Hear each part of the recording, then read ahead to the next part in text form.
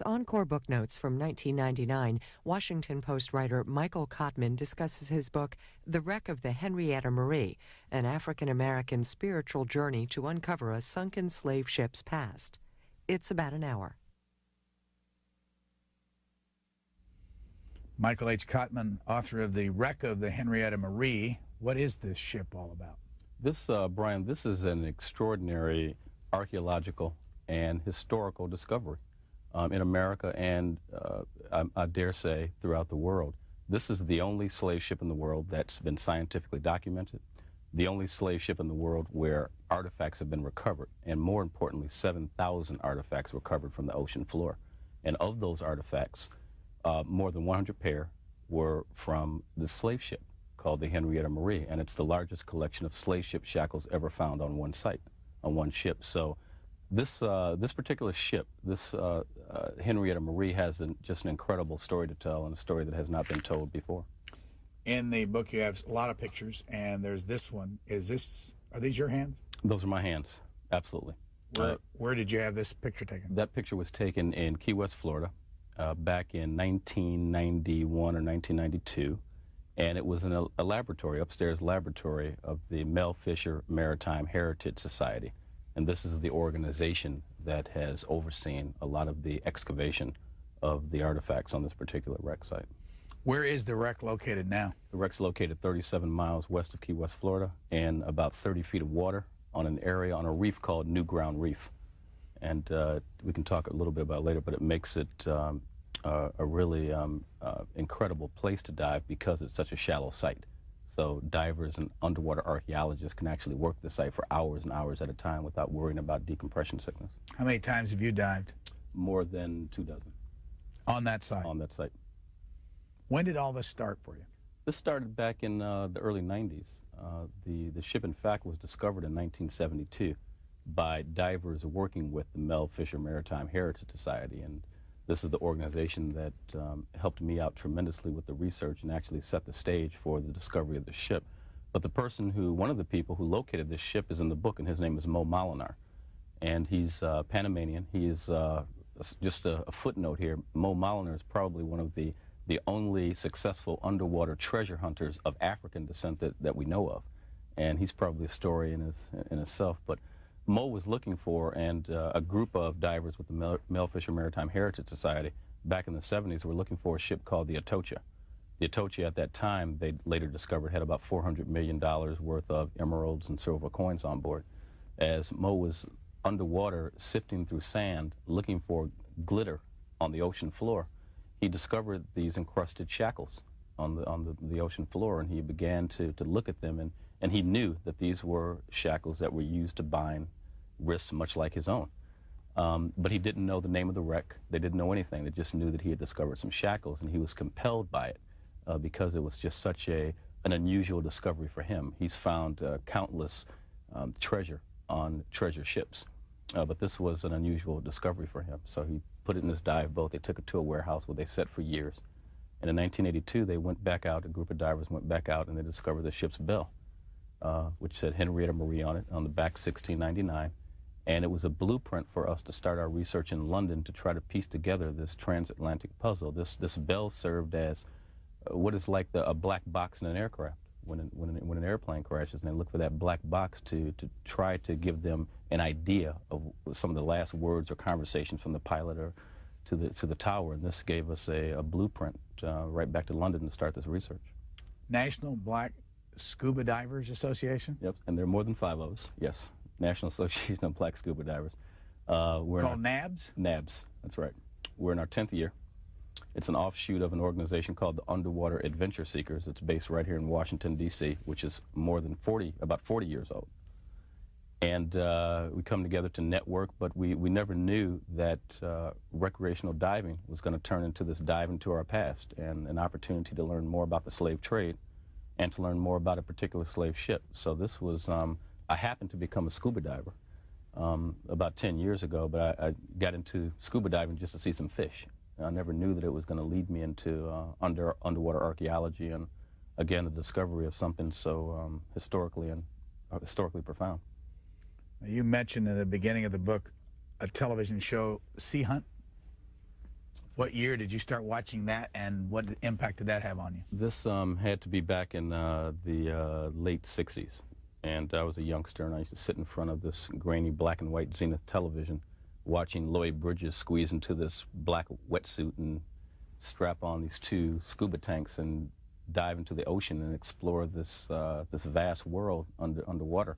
And I used to tell my mother at that time that I wanted to learn to scuba dive. And she probably thought that I had an overactive imagination because during that time I was growing up in Detroit. And the last thing coming out of the mouths of little black boys from Detroit was scuba diving. You know, we played basketball and football, and, you know, some played a little soccer and hockey. And I told her that this is something I really want to do. And she says, look, you can set your mind, whatever you want to do, you can set your mind to do, and you can do it. She could not teach me how to scuba dive, but she taught me the next best thing, and that was how to swim. So she took me to the YMCA, YWCA, I guess back then, threw me in the water, and I learned to swim. But I never forgot that I wanted to learn to dive. So what she began to do is she began to take me to aquariums around the country when we travel. We'd jump in a car and go on a vacation. And she'd take me to all these aquariums, and we'd learn about marine life.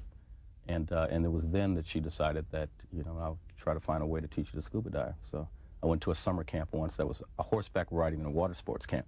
And part of the water sports was scuba diving. This is some little junior certification card. You basically just put the regulator in your mouth, breathe underwater, and come out, and you've got a great sense of accomplishment. You've done something. They give you a little junior certification card, and I guess I was maybe 12 or 13 then. And that was my first introduction to scuba diving. How long did you live in Detroit? I lived in Detroit for 18 years and then left to go to college in Atlanta. You write about the 1967 riots in Detroit. What impacted, how old were you, first of all, and what impact did they have on you? I was about 9 or 10 years old, and I remember leaving our church. Our church was called St. Mark's Community Church on 12th Street in Atkinson, and that was the heart of where the riots took place. And I remember just stepping outside the church. We were on our way, actually we were on our way in, and we saw the smoke, and there were police cars and I think a helicopter or something crisscrossing the sky. And my father decided that we were going to stay in church that day instead of leaving and pray for the future of the city, pray for our neighbors, and pray for ourselves. And we decided to stay, and we stayed for maybe an hour. It was an abbreviated service, probably more like 30, 45 minutes. And we came out, and I just remember my eyes stinging from the smoke, and holding my mother's hand, and my father disappearing into this wall of smoke to go get the car. And he was probably gone maybe 10 minutes to get the car, but it seemed like hours. And I can hear gunshots in the distance, and I thought that, you know, this is the last time I'm going to see my dad. It was a very emotional moment for me just as a youngster to be involved in that. But we went home, and my father began to explain why this urban rebellion was taking place.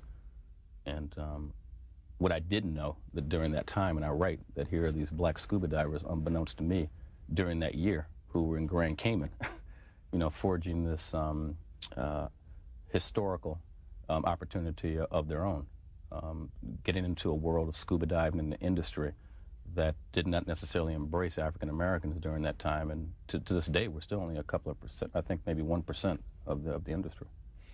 How long have you worked at the Washington Post? I've been there for 1 year. Prior to that? Prior to that, I was at New York Newsday for 10 years, where I was a political writer. Covered the first term of David Dinkins, first and only term of David Dinkins, who was New York City's first African-American mayor. And then I took 3 years off to write the book, The Wreck of the Henrietta Marie. It began actually as a leave of absence, but because this was such a complex book, it involved a lot of travel. It was a series, Brian, of predestined forks in the road. I was originally supposed to go down to Key West and kind of gather some material and try to write a shorter book.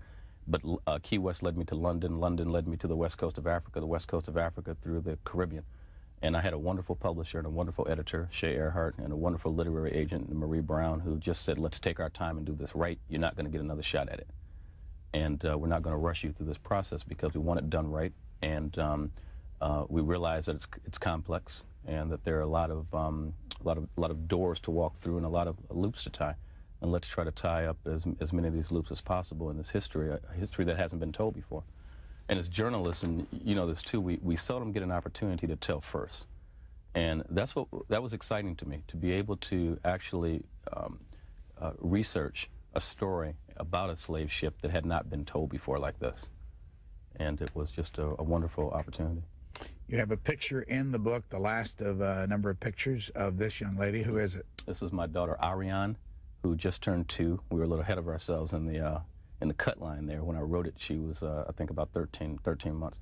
She's 2 years old, and I'm introducing her to water and We just came back from Bermuda, where she went underwater for the first time in a little pool, holds her nose, goes down, says, "Daddy underwater." And so it's important for her to read this book in later years as she gets older to learn about our history. And this is an international story. It's not a story just for African American people. It's a story I think that everybody can and should embrace. It's a story about an important and probably under-discussed and under-researched part of our history. You quote in the book, well, you talk about yourself, and you also quote other black men, usually, and their feelings about racial matters. Let me just read back to you what you wrote. "White women have clutched their purses and pulled their children close when I stepped onto elevators. I have been followed by store security guards for no reason. I've been mistaken for a liquor store thief in Detroit. I've been refused service at a gas station. I've been run off the road in Louisiana by white men screaming nigger from a pickup truck. I've had a man in Manhattan hand me his parking lot ticket, assuming that I was a garage attendant, as I waited for my own car to be delivered. And I've been asked to leave a restaurant in Georgia because the owner feared for my safety." Are there a lot more of those, or is, you know, and how difficult is it today with race relations from the way you see things? I think that yes, I mean, there are probably more. I only listed a few. What I decided to do, and we decided I didn't want to beat readers over the head with this, but I wanted people to understand my background, the kinds of incidents and the kinds of situations that I've been confronted with through the years. Does racism and discrimination still permeate our society? Of course it does. Have we come a long way? I think we have. One of the things about this book that I think is very important and something that hasn't been told before, and this is why I talk about it. This is a book that I think all people can embrace, and indeed they have. My book signings now have become probably a third or maybe close to half of the people in the audience are white. I'm happy about that. This is a partnership, by the way, that we forged with the National Association of Black Scuba Divers and the underwater archaeologists in Key West who happen to be white. This is an unprecedented union of people who came together to excavate and to examine a slave ship. I mean, this has never been done before. Whites and blacks coming together to talk is one thing at a table. But slavery conjures these visceral reactions in people, black and white. So it's difficult enough, Brian, just to have a discussion about slavery or about race relations. It's even more complex and more challenging to be on a ship with whites and blacks, on a boat, excuse me, whites and blacks discovering and excavating and examining a slave ship, because when we're out on a boat at one point, to do this is, again, 37 miles off the shore, and it's not the kind of distance where you can come back and forth. So what we did was we stayed on the boat. So we're there for maybe 3, 4, 5 days in a row, working this site and examining it, and we come back on the boat, and you can't go anywhere. You know, there's nowhere to go, so you have to talk. And in fact, what we realized was the ship, the Henrietta Marie, became this experiment on race.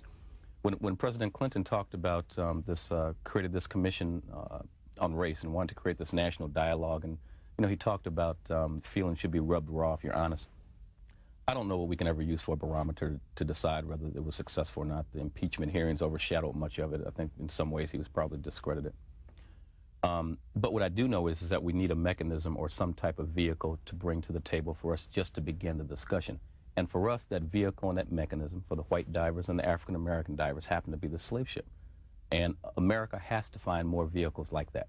And we stumbled across this, or we were guided to it, however you decide to describe it. And I'm not saying that we solved all the, the world's problems, aboard one boat searching for the slave ship, but what we did do was we have a common denominator, and we found out that we had a common passion.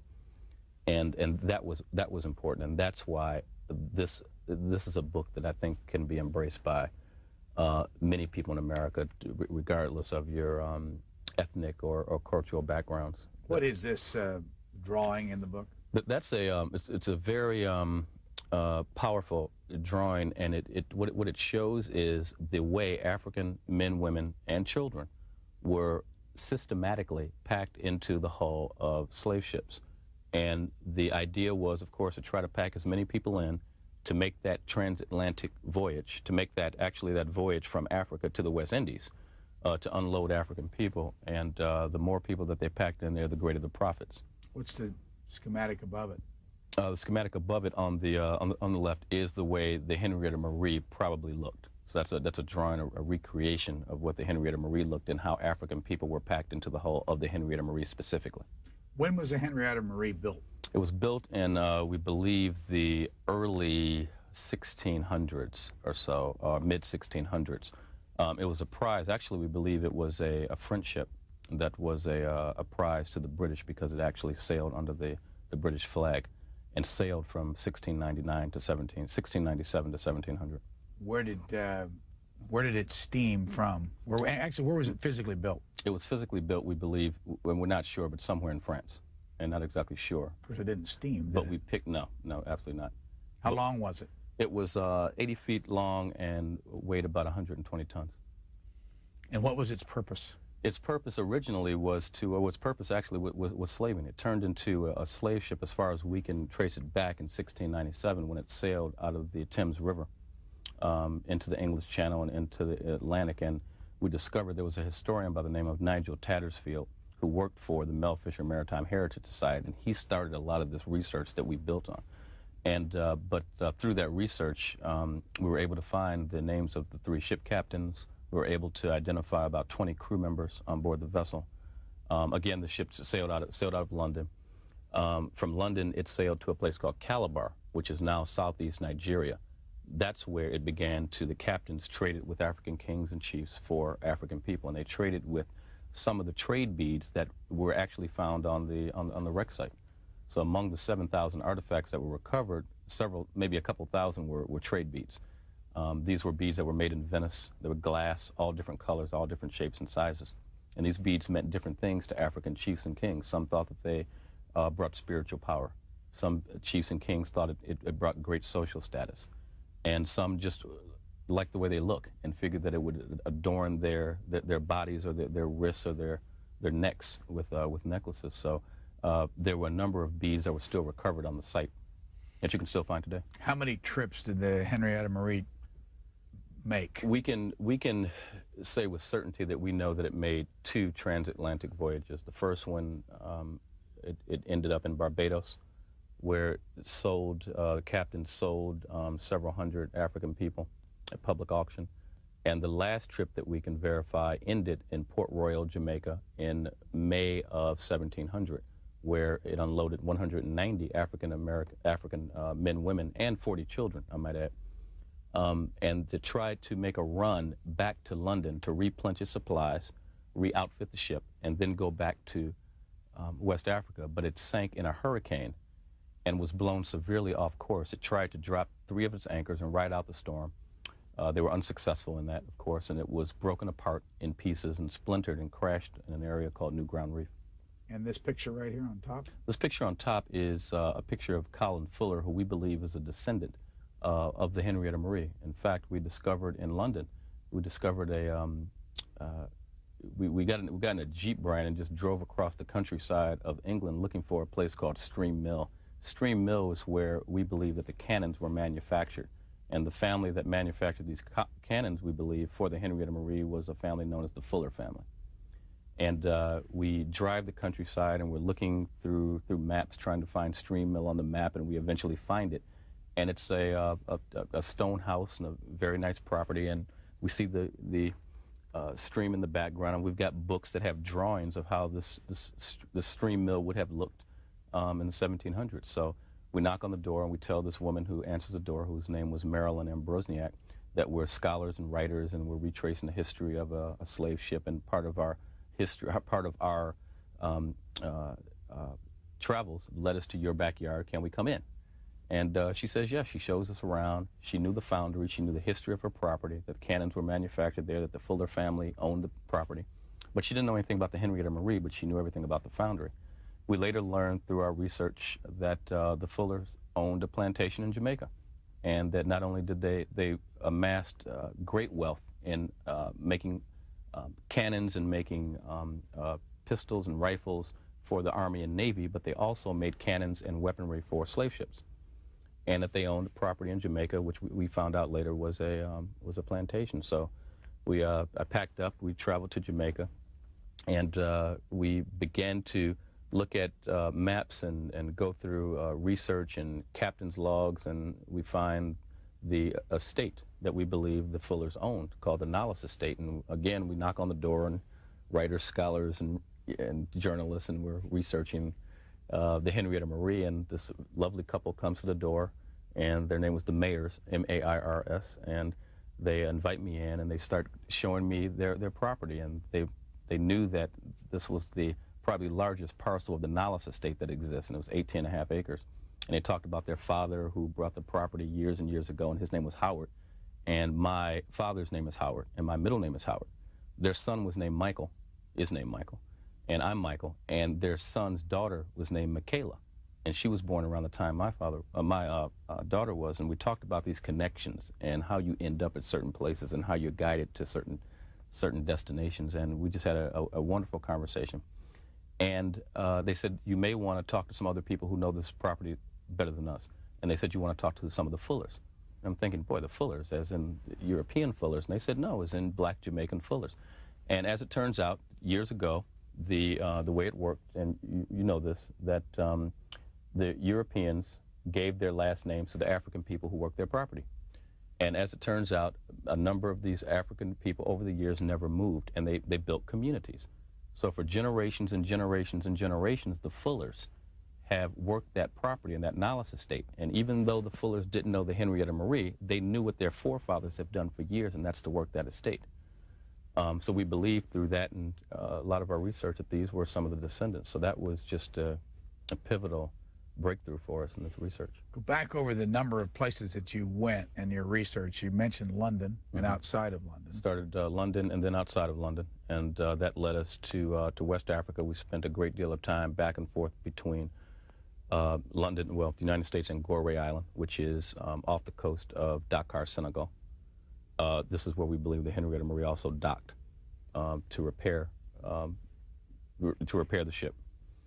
And then we traveled to Jamaica and Barbados, made several trips to Jamaica and at least one or two to Barbados, and then countless trips back and forth to Key West to dive on the site of the wreckage. By the way, how many dives have you made in your life altogether? Altogether, 221. Is it an expensive hobby? It can be, because first of all, you have to, where we live, unfortunately, I have to, here in Washington, I have to get on an aircraft to do this hobby. I envy my friends who live in Miami, you know, or on the West Coast, even in Los Angeles, even though that's cold water diving. But yeah, so it costs about $1,000 to get all your equipment. To buy it all? To buy it all. It costs approximately $200 to $300 or $400 to learn how to dive, and then you have to travel. Who are these folks? This is the person with the tam who I teased and said he looks a little like a militant from the 60s. Is in fact Jose Jones, Dr. Jose Jones, who is a PhD and founder of the Underwater Adventure Seekers and president of the National Association of Black Scuba Divers, who actually established the marine science curriculum at the University of the District of Columbia some years ago. Who's the lady? And she is Shirley Lee. She is the first woman, African-American woman scuba diver to join the Black Scuba Divers back in the 1950s. Now, is it true that in order for you to allow her, or the group to allow her to belong, that you ask her to have a letter from her husband? Okay, let me clear this up. This was in the 50s, all right? Yeah. Okay, I was probably one then, so I didn't have anything to do with that. All right, but yes. But well, by the way, where was that photo from? What year was that? That was the mid-1950s. Okay. Or late 1950s, I'm sorry. In fact, she told me that. She said that she had to, Dr. Jones and a few other men said, look, you know, we've never had women in our club before, and we don't know how to handle this. This is new to us. So we're going to have to ask you to get a letter from your husband in order for you to join the club. And, hey, it's a true story. Nothing they're probably very proud of today. But he enthusiastically writes this letter. And she subsequently joins the club and turned out to be one of the best divers that they've had. Again, how many black scuba divers are there in the United States? Probably about, we think on our mailing list, maybe 3,000. But we believe there are more, because now that people found out about the organization, there are people from all over the country now writing Dr. Jones and sending letters in and asking how they can be a part of the group. How many of those are women? 50% now. 50%? 50%. Scuba divers. Half the organization is now women. And where is the organization headquartered? It's based here in Washington, D.C. What does the organization do? We get together, we network with other divers, we try to promote underwater safety. We try to we talk a lot about the environment and preserving the coral. We do a lot of shark dives to teach young divers that all sharks aren't man-eating creatures, that every dive's a shark dive, you're bound to see one, that they're not going to just come up to you and start chewing on you. And we try to go to schools. We go to schools and we talk to young people about marine science, about marine biology, about oceanography as a career, and try to get them in the water and teach them about a sport that you will probably not encounter in the inner city. When you dive, how long can you stay underwater? It depends on the depth. The deeper you dive, the less time you can stay underwater.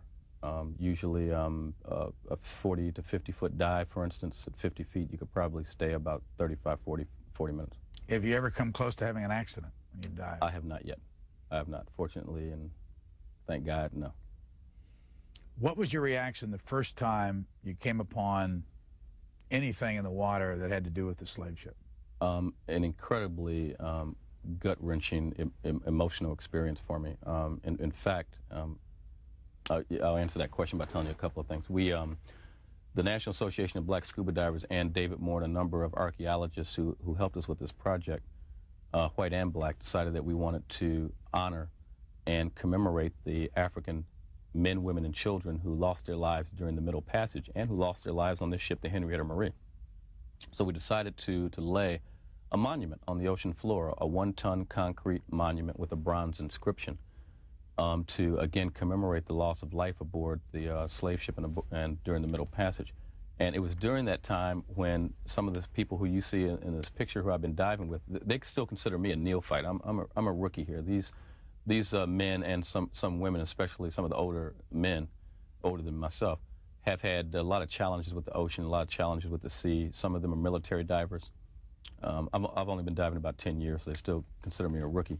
But these are guys who are prepared for any encounter and any experience in the ocean, but what they could not prepare for, I don't think emotionally or spiritually, was what they were going to feel laying this monument on this wreckage of the slave ship.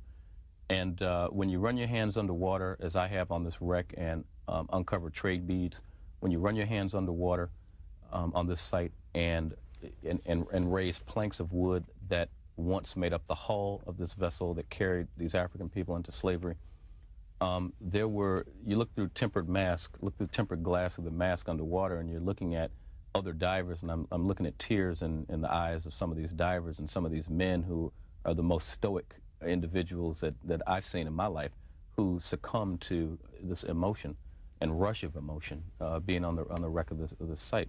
So it was indeed just a phenomenal opportunity to be a part of this examination of this ship, but it was also, and I write in here, a spiritual aspect to it as well.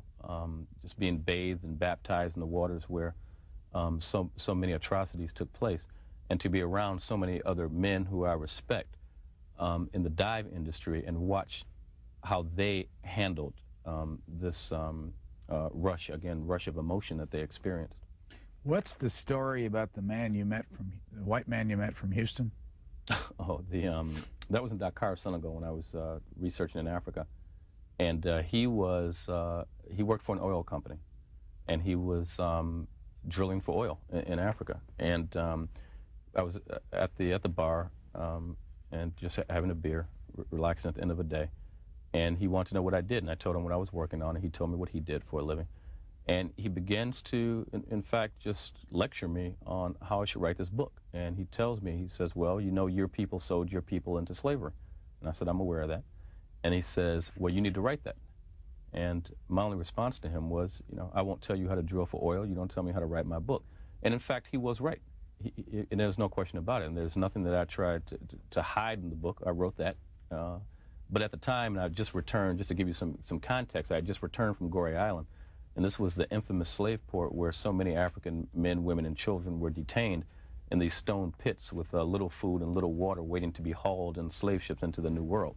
Now, I just came back from this pretty gut-wrenching experience, and then I encountered this gentleman from Houston. So even though he was correct, I just didn't feel at the time that I didn't want to be lectured. What's this picture right here? That's a picture of a stone pit in Gorée Island where some of the men who would not conform to slavery and being incarcerated were taken for weeks at a time without food and water.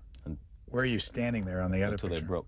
That's upstairs in the slave house. No, I'm talking about right here. Right, exactly. That's upstairs. What are you looking at? I'm looking out over the Atlantic Ocean. I'm looking down over a place called the Door of No Return, where the slave ships would pull up to the back of the slave house. And above that, those two pictures. Above is the Door of No Return, and they call it the Door of No Return because that was the door where African people were led through to be taken onto dinghies and then loaded onto dinghies and then taken, they call them longboats, and then taken to the slave ships. And it was the last time that African people would see their families again. So generations of families were separated through that door called the Door of No Return. And it was the last time that African people would see their homeland. And who are you talking to, the gentleman there in the doorway? I'm talking to Joseph Nade, who's the curator for the slave house. And he says that the mandatory retirement age in Senegal as a government worker, he as a curator is 55 and he's 73. He's been around. Now, how many slaves were sold that you know of during the period in which they were moving from Africa to over in this part of the world? I'm telling you, it really depends on who you talk to. You can talk to historians that say anywhere from 6 to 10, and you can talk to people that say 10 to 30. And all I can say, and I've written a few in the book, and I try to attribute it, and I'll just say millions, millions, just generations of African people were sold into slavery. How many died on their way over to this country? Millions. We think that in Senegal alone, along Gorée Island, they think that up to 6 million died at Gorée Island. And Gorée Island was in the news not too long ago when President Clinton went there. That's absolutely right. And what was his reason for going there? His reason was he wanted to call attention to the plight of Africa. He wanted to call the attention to the fact that Africa has great resources, that Africa has been overlooked and ignored by the United States financially for years. America has given a great deal of money to other countries and other nations, but Africa has been treated like a stepchild. He was the first president, in fact, to visit Gorée Island, and was the first president, American president, to stand at a former slave port and talk about the atrocities of slavery. And he stopped short of an apology for slavery, but discussed it in a way that's never been talked about before by an American president. And so I think for that week or two, he put Africa in a different context, I think, for America. On page 209, you write some things about the way you personally feel about being a journalist and covering these issues. You say, for the 4 African-American White House correspondents covering Clinton's visit to Africa, their self-initiated 10-minute service signaled a retreat from traditional journalism's coverage of an international political event. What were you talking about? These were 4. I was not a part of that. This was a group of 4 African-American journalists who are White House correspondents who cover President Clinton on a regular basis. And they decided that they were going to walk to the edge of the shore in front of the slave house. I think they had a container of water that they poured over rocks. I'm sorry, a container of ocean water. And they had a brief ceremony. And I talk about at times that maybe we need to step back and just reflect on some of the issues that we're covering. And we are often detached, and that's the way we have to be, and objective. But this was a group of people who decided that this was such a rare opportunity to remember where they came from and remember their roots and call attention to it, that they felt that they wanted to have a private ceremony. And I commended them for that, because a lot of times, in most cases, we don't take a pause. We don't pause to reflect on exactly how we ended up, in the position that we are today, and who our forefathers were, and how it was so remarkable that we're succeeding and in this world today, because our ancestors, were separated, families separated and killed and murdered for years. Where are your ancestors from? I write that in the book. I'm not sure.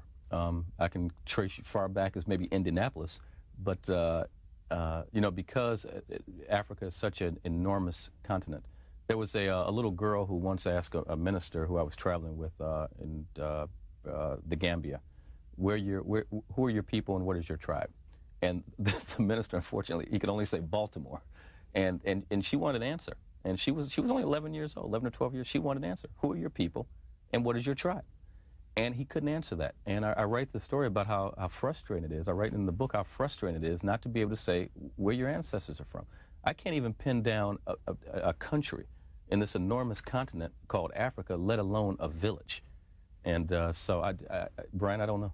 Do you have any sense from the way you look as to what possible part of the Africa you might be from? Maybe the West Coast. I mean, I'm sure the West Coast of Africa, possibly, I'm thinking, maybe Senegal, maybe Ghana. And I only say that because in Senegal, people come up to me and ask me, am I Senegalese? And people will talk to me, and they come over to me and say, you look like my cousin, or you look like my brother, or you resemble so-and-so. It happens every time I go. And people embrace me, and they find out I'm American. They say, you've got roots here. There's something here. And obviously, you've come back for something. And in fact, at the door of no return, Mr. Naday stopped a group of French tourists and began to talk to them in French, and my French is very rusty. And they came over to me, the French tourists, and they began to shake my hand and nod and pat me on the shoulder. What he later told them was that he's thinking about no longer calling this the door of no return, because as African-American people return to Africa to reclaim our history and reclaim our roots, that we in fact have returned. And he told them that as these French tourists were walking through, and the French tourists were embracing this too, because remember, slavery was a combination of the British and the Dutch and the Portuguese and the French all conspiring on slavery on African people. So there you walk into the slave house and you'll see everybody. You'll see British and you'll see Portuguese and you'll see French and you'll see Dutch. And it's an interesting union of people who are coming together to learn about the subject called slavery. But again, I think the phenomenal thing of putting this book together is the fact that it was done in large part with research from African Americans and whites who came together to help analyze and better understand the slave trade, to better understand slavery, and to better understand ourselves. Who's the gentleman with the glass in his hand? The gentleman with the glass in his hand is a good friend of mine, Oswald Sykes, who's one of the divers, who was my dive buddy when we laid the monument into the ocean. And in fact, Oswald became so emotional. I write about that he was rubbing the inscription on the monument like he was stroking the face of an old friend. He became literally paralyzed, and he couldn't move, and we helped him up, and I thought something was wrong with his gear, and I thought something had happened to him underwater that was related to scuba diving. And in fact, something had happened to him underwater. It wasn't related to scuba diving, but it was related to being on the site of this slave ship. I later found out that his father had drowned in the Potomac in the 50s, and he had never come to grips with the fact that his father drowned, and he was not there to save him. And he had always thought that if he was there, and he was a water safety instructor also, and that he was there, he would have saved his dad. And he said he never came to grips with that. He talked to me about how this slave ship in this ocean unlocked a key, unlocked something inside. It was like a key that unlocked these emotions that he had never dealt with before. And during that time when he was diving on this ship and we were laying this monument, that's what he was experiencing on that site, thinking about his father drowning. And he just became so overcome with emotion, we had to actually lift him, help him out of the water. And I didn't know this until we went on their way back. Are your parents still alive? My parents are still alive. Their names? Howard and Roberta Cotman. And where do they live? They live in Detroit, Michigan, and they're back and forth a lot, probably to visit their granddaughter more than me. But in any case, these are two people who I mentioned before. My mother taught me to swim. My father would drop me off at libraries and just say, "There's a whole world out here." And what did they do to read for a living? My father was a marketing and advertising executive, and my mother was a professor at Wayne State University, college professor. Now, sprinkled through this book are references to the fact that there is, I don't know if it's a myth or how you describe it, that black people don't swim. Mm-hmm. Mm-hmm. What's that all about? Yeah, this goes back to the 50s and 60s when people told me that on the more affluent sides of town, there were swimming pools, and on black sides of town, in some cases, there were not. So that there were a number of African-American people in the country who never learned to swim. And there are some people who just don't want to have anything to do with water. Now, there are people who tell me that this has a lot to do with, so just a theory, has a lot to do with slavery. And I've got one friend who told me that she's still seasick from slavery, and she doesn't like the ocean because of what it represents. I think we have an incredible connection with the water, and that's something I write about too. We were a people, African people, who were actually born on the water. We were born on the ocean. We were forced to cross this great divide, and to this day, I think that because the National Association of Black Scuba Divers and what we're doing now is not only are we dispelling myths that we don't swim, but we're in fact diving again into the past, but also coming to grips with how we as a people started in the first place. We're exploring this vast ocean, an ocean where we were forced to cross 300 years ago to come to this new world in the first place.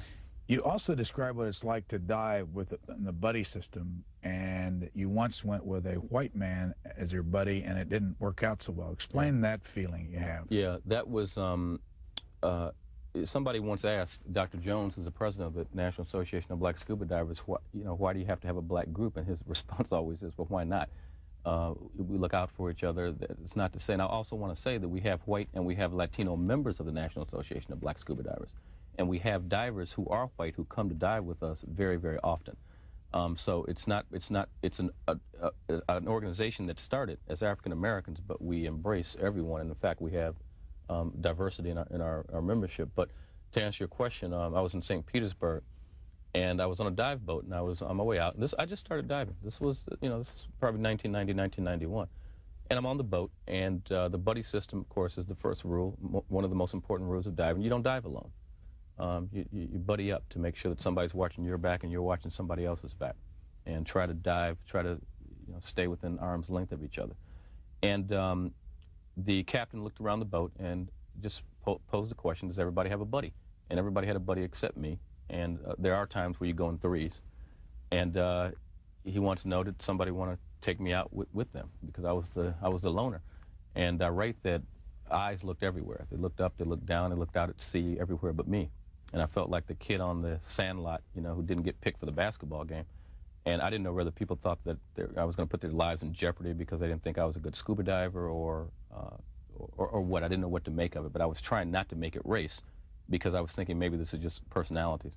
But it just became clear to me that I just wasn't embraced with the same type of enthusiasm that other people on the boat had been embraced. And one gentleman, also I believe he's from Texas, said, let's go dive together, and we did.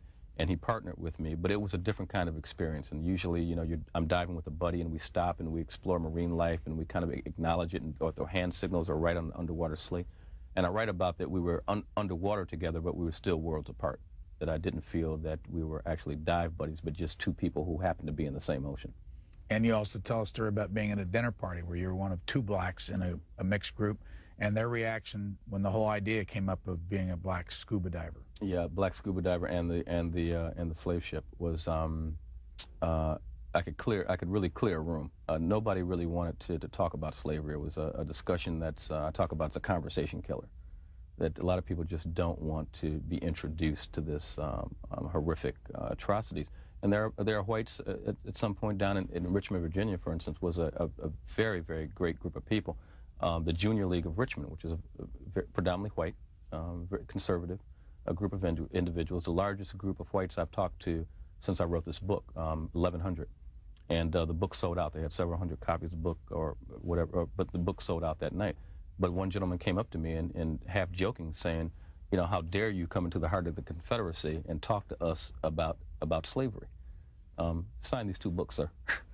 And that goes to the heart of it. There are a number of people who just don't want to deal with it. But I think when they learn more about what this is all about, and learn more about the fact that African people came to this country to help build this republic that we now embrace and that we love, I think more people are more interested in learning about this particular piece of history. Go back to your Richmond crowd, Junior League. The Junior League of Richmond. 1,100 people. 1,100 people. How many black faces in the group? 10.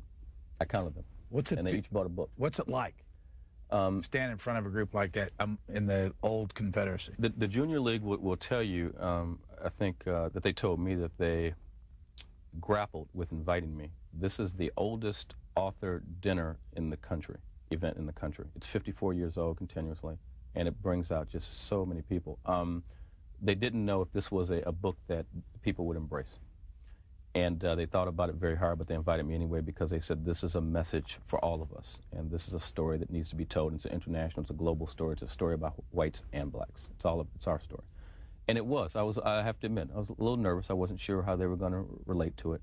But I talked about some things that I'm talking to you about. I'm talking about I'm a human being, a person growing up in Detroit, watching Sea Hunt, having parents who taught me to swim, and a father who taught me about history and to embrace all history and all cultures. This doesn't make me a stranger in this world, doesn't make me a stranger to them. I talked about my daughter and teaching my daughter to swim, who's 2 years old. I talked about trying to learn more about my history, the way all people in this country try to find out about their history. A gentleman called me out of the blue a couple of weeks ago and says, I feel I feel connected to you. His name was Michael. He was from Detroit. We had a couple of friends in common, and he was Jewish. And he talked about how, retracing his roots, like he traced his roots, to find out more about his family and about the Holocaust. And he related to the African Holocaust the way he relates to the Jewish Holocaust. And he said that there's a connection here. And I read your book, and I just wanted to tell you that I felt this connection. And so it's not foreign. This isn't, I don't think, a foreign experience. So when these people in Richmond heard from me, I've got an enthusiastic round of applause, and more importantly, there was a very long line of people who purchased the book. And everybody who bought the book, Brian, wanted to tell me a story. They wanted to tell me a story about something that happened in their life that they could relate to that I wrote.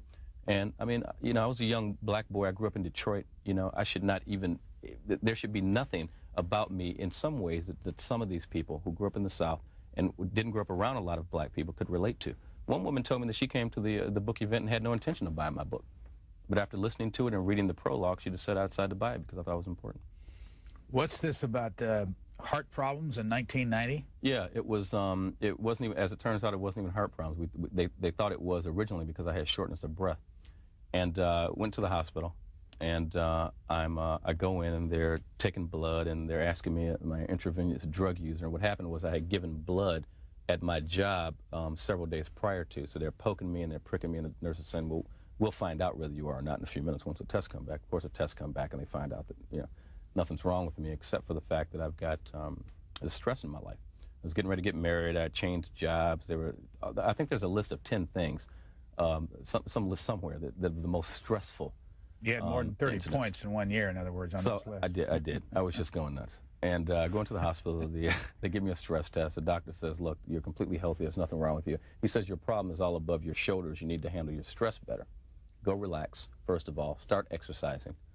And try to find ways to rechannel all this energy, because it says you're stewing in your own juices, you know, and you really need to get out and just kind of relax. And well, go again, though. You mentioned the race thing at the time that you had these tests, that there was a suspicion that you're on drugs. That's right. That's absolutely right. And the needles and the, you know. Right, because I had given blood, and I guess she saw the needles in my arm, and she asked me, she says, are you an intravenous drug user? And I said, no. And her response was something to the effect of, well, we'll see.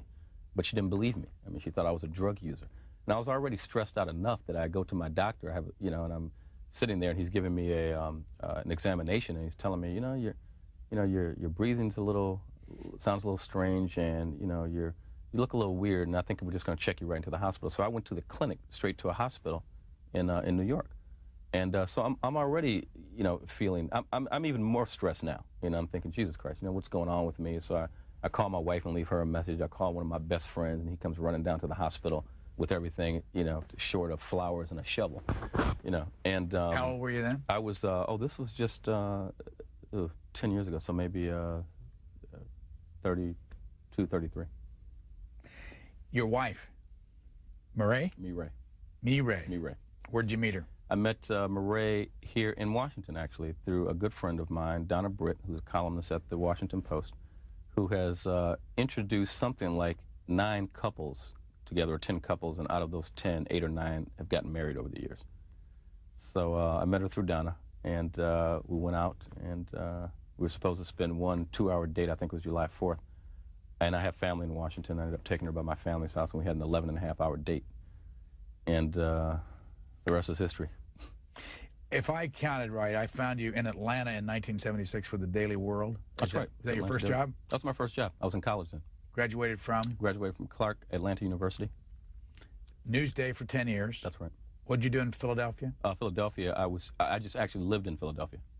Right, I commuted from Philadelphia to New York because my wife worked for the Philadelphia Daily News and Inquirer. And Miami Herald, 1980 to 1986. That's right. What kind of writing did you do for them? I did urban affairs, covered local governments, and for a short stint covered parts of the English-speaking Caribbean. Go back to the diving. Mm-hmm. What was your first dive? My very first dive outside of training was in Florida. By yourself? Key Largo, Florida, by myself. That's right. When did you do that? I did that after I finished my advanced open water scuba certificate. And what is it that you feel when you dive? It's tranquil. It's a sense of escape, some ways isolation, to get away from fax machines and ringing telephones, to float. It's the closest thing to zero gravity. You know, I've always wanted to be an astronaut, and I can't do that. But you can float in midair underwater, and you do this. It's like a gentle free fall into this beautiful, pristine, enormous abyss. And what is this photograph right here? That's a photo of going back, returning to the site of the Henrietta Marie. And during that time, Howard Moss on the left and Rick Powell, who's playing the drums, thought that they would call our ancestors or let our ancestors know that we were coming to visit. So Rick's blowing through the conch shell. They had drums and almost making the recreating the sounds that you may hear in Africa. And what year did you drop the monument there? 1993. How many people went on that? 10. And how many people wanted to go on it? Maybe several hundred. How did they decide? Do you know, to this day, that's still a controversy. Dr. Jones handpicked all of us, and he decided that he wanted everybody to have a particular role. And I can't remember everybody's role, but I remember mine in particular was to chronicle the event for the National Association of Black Scuba Divers newsletter. And he wanted me to come, and he wanted me to write about it and just chronicle this for history. And it was then that I thought that this is a much larger story than, not to knock the newsletter, but a much larger story than the newsletter. But he wanted me to come along, in a sense, to write as a writer. Who actually made the monument? The monument was made by a company, I forgot the name of it, in Key West. How big is it? In Key West. It's, How big is it? It's 5 feet by 5 feet, and it weighs 1 ton. And actually, people came together and just actually pooled money, black and white, to build the monument. And the reason we went out there in the first place and got out there because a white doctor in Key West loaned us his boat. His name? His name is Dr. Robin Lockwood. Why did he loan you his boat? I went back and asked him. We asked him that question, and he just said that he thought that it was such a worthy event. A 42-foot yacht. Yeah, that's right. And it was so unusual to discover this slave ship.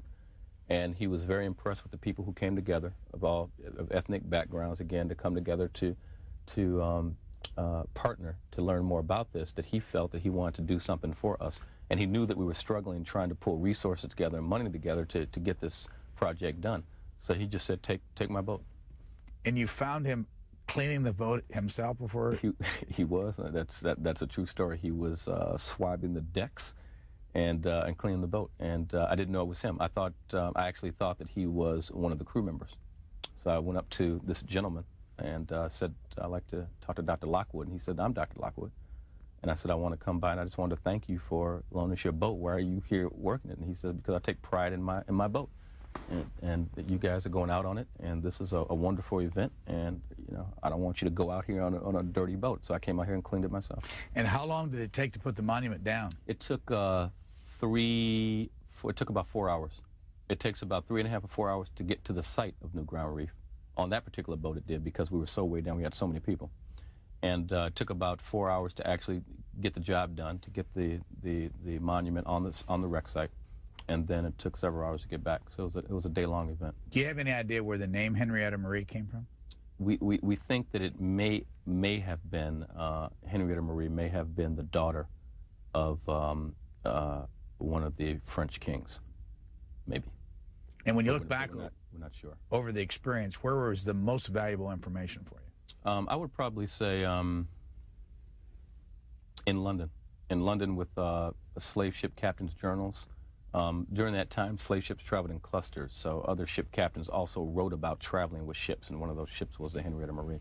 I would say in London, no question about it for sure, and then Jamaica, because there were some very, very, very good records about the Fuller family, who manufactured weapons for the slave ship. In the back, was London.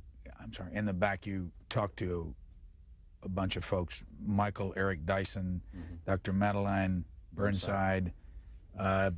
Cheryl LaRoche, Cornell West, you get their views on race. But the one I want to ask you about is John Hope Franklin. Where'd you find him? John Hope Franklin, as it turns out, is a very, very good friend of my family and taught my mother at Bennett College in Greensboro, North Carolina 50 years ago. So he's been a good friend of the family for years. But he's also wrote the definitive book on slavery, one of the most definitive books, From Slavery to Freedom. And also headed up the president's... Precisely. He was the chairman of the Commission on Race. But here's another example of those little incidences in a black man's life that he writes about or tells you about that you wrote about yourself. There are people who are living discrimination every day, living humiliation every day. White women ask me to hang up their coats. They think I'm a servant. Or a man sees me in a hotel lobby and says, "Here, boy, go and get my car." In New York, a woman said, "Here, take this trash and throw it away." I told her to throw it away herself. Everything is not all right, he's saying. Sum it up at this point in your life. How much farther do you think we have to go in order to make it right? Brian, I still think we've got a long way to go. I mean, there's no question about it. I think that if we can have, and I'm glad you brought this up because I had this conversation with so many people also in Richmond, and the discussion was, how do we cross this enormous divide that clearly exists between whites and blacks?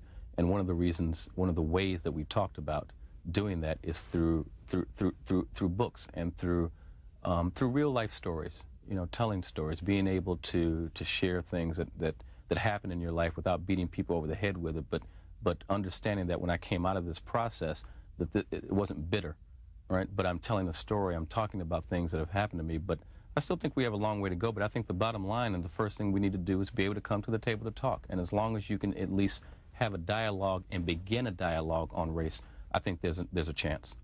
Is this you up at the top right here? Yes, it is. And it wasn't my idea to put that on the cover. The publishing company decided to. And I want to say that we're changing the title for the paperback. The title of the paperback will be called Spirit Dive. And it was an original title that we thought maybe for the hardcover, and Random House is a great publisher, and we sat down and had a discussion about what this book is all about, and there's also a spiritual component to it, so we're changing the title to Spirit Dive for the paperback. Our guest has been Michael H. Cottman. This is the book, The Wreck of the Henrietta Marie, and we thank you very much. Thank you, Brian.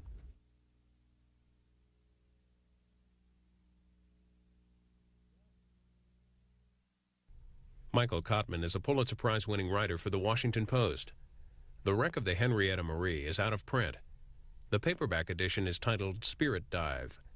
Visit an online bookseller for more information on both editions. Next week on Encore Book Notes, Colonel David Hackworth discusses About Face, the Odyssey of an